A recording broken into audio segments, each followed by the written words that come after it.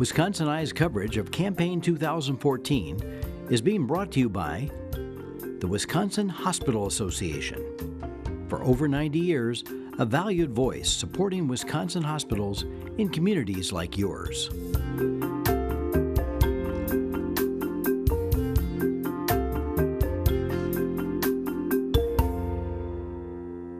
Wisconsin Eye is at the Dodgeville City Hall interviewing candidates in the 2014 elections. We're interviewing Tyler Schultz of Monroe. He's a Republican candidate in the 51st Assembly District. Tyler, welcome to Wisconsin Eye.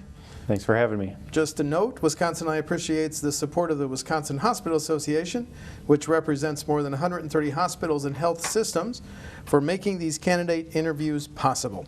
So, Tyler, tell us about your bio and why you're running, please. I'm 30 years old, was born and raised in Monroe, Wisconsin, graduated high school there in 2002. Shortly after that, I entered the golf maintenance field in Oregon, Wisconsin at Bergamot Golf Club, and then I transferred in 2007 to the Edelweiss Chalet Country Club in New Glarus, and I've been there ever since, to the assistant superintendent there, and really enjoy working on the grounds with the staff and everyone that works in the clubhouse. It's a real team effort to keep everything running as smooth as possible and as smooth as it can. And I decided to run for office in Monroe and served 3 years on city council down there. I got involved because I wanted to help my fellow citizens and constituents eventually. And I think I'm the most conservative candidate in the race, and I can serve the people of 51st District quite well.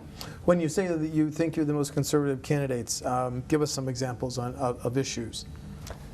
Like in Monroe, I consistently voted for against higher taxes, against higher fees, and when community saved money, I believe that money should be returned back to the taxpayers, as Governor Walker and the Republican leaders have done in the state.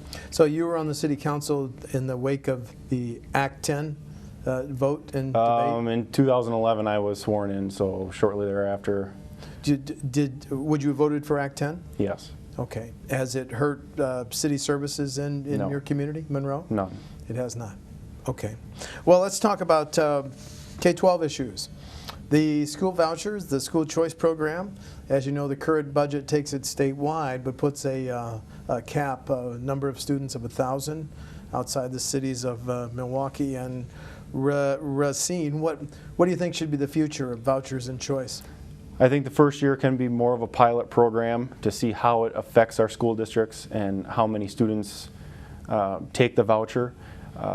I don't personally think that it will work. I think it might perhaps hurt the school districts by losing too many students, which I doubt that'll happen, maybe not. Mm-hmm. What we have is private schools versus public schools, and some people even choose to homeschool their children. How are we competing with the private school system? I think public school is winning on affordability, but when it comes down to the value of the education, I think we're lacking. And I think Republicans are hoping that the Common Core will address that issue and make schools more competitive on the learning curve. You mentioned Common Core. Do you support the Common Core standards? I support some standards. I don't necessarily support the Common Core just for the fact that it comes from the federal government, and the federal government is too intrusive in states' rights and how they operate their own state. And I think that the state should come up with its own set of standards for the school system and work with the local school districts and implement them themselves. Let's go back to choice and vouchers. So if you're elected, you get a chance to vote. Would you keep the 1,000 limit, the 1,000 cap on school choice statewide in the next budget, or would you have a different number? I would probably keep it at 1,000. Keep it at 1,000. Let that go on and see how the school districts are affected by it, and see if it's beneficial to the families and their kids. Okay.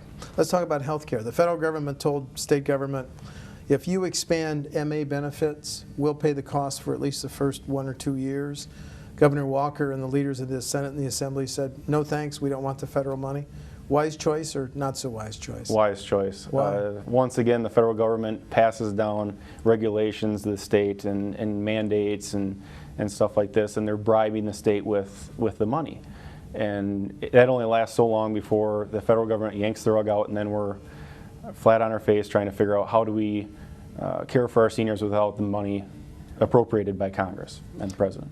Governor Walker said Wisconsin would not set up its own exchange. Are you fine with that decision? Yeah. It's the same reason? Or? We'll always find ways of making sure that our seniors are taken care of and provided affordable care. Okay.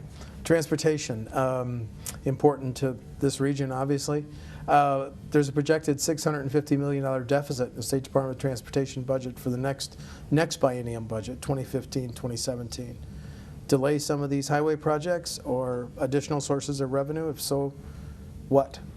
Prioritize our projects, really go after the ones that affect public safety issues, not necessarily just convenience issues that, oh, it'd be nice if this highway was wider or repaved, but actually go after, you know, the bridges that are and that are dilapidated and a public safety issue. And as long as this economy is sustainable and keeps moving forward like it has been in the recent years, families will take more vacations and drive more, and once they have more money in their pocket through rebates on their tax bill and their income tax, they'll be able to take their family on vacation and drive a little more, and the gas tax will help supplement that.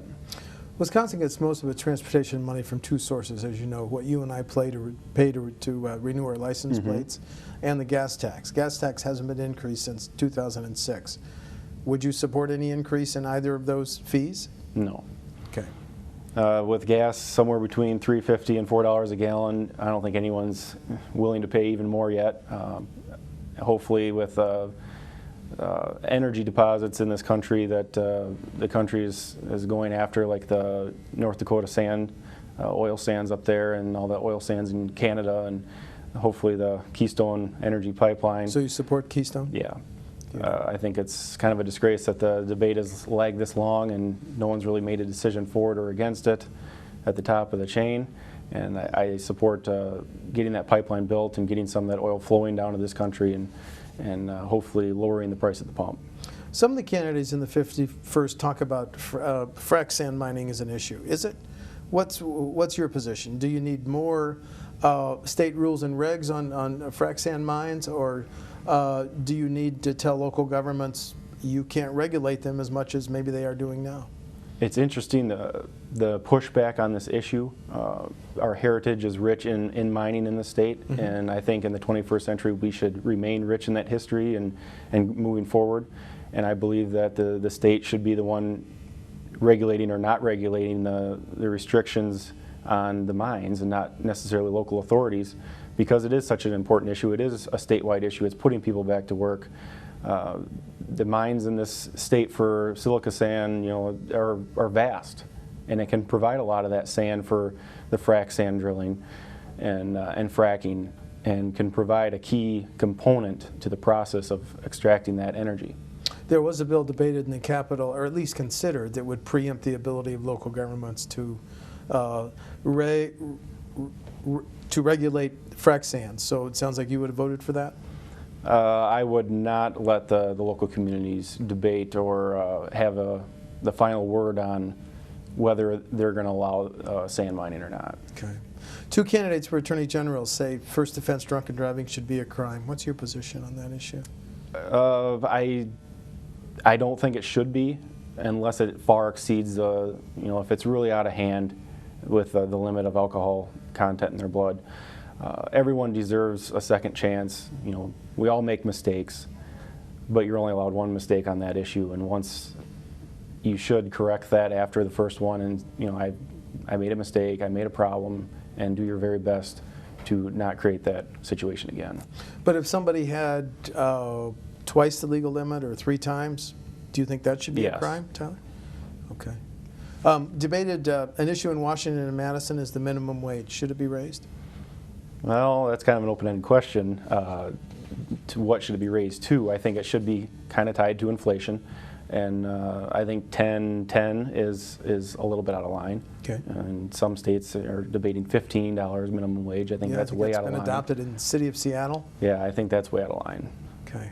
So could you vote to raise the minimum wage as long as it didn't go to that 10-10 level, or just? No? I think over time you can gradually increase it. Smaller steps are better than these big increases. Okay. I wasn't able to get to your website, your campaign website, so let me know any other issues that you're running on that I haven't asked you about, please. Basically, it's the economy. We've come a long way from the previous administration, the Doyle administration. We've started creating jobs again. We're not losing jobs, and people are getting more money in their pocket on payday, and when they pay their real estate tax bill. And moving the state forward is #1 priority for this Assembly and the Senate and the governor, and making sure that the path to prosperity is sustainable and we don't fall back into the failed policies of the Doyle administration. As you go around campaigning in the 51st, what have you learned about it? What are its biggest needs? A responsible government. A responsible government. For too long, especially on the federal level, people have lost trust in their government. The government doesn't work for them anymore. The people work for the government. They pay the taxes and they get all the regulations and they get beaten down by the government. And finally, the state is turning the page, making sure that the hardworking people of Wisconsin are keeping more of the money they earn, and they're the ones that stimulate the economy, not government. Okay, so you've been pleased with the policies of the past 3-4 years, and you want to go and continue them. Mm-hmm.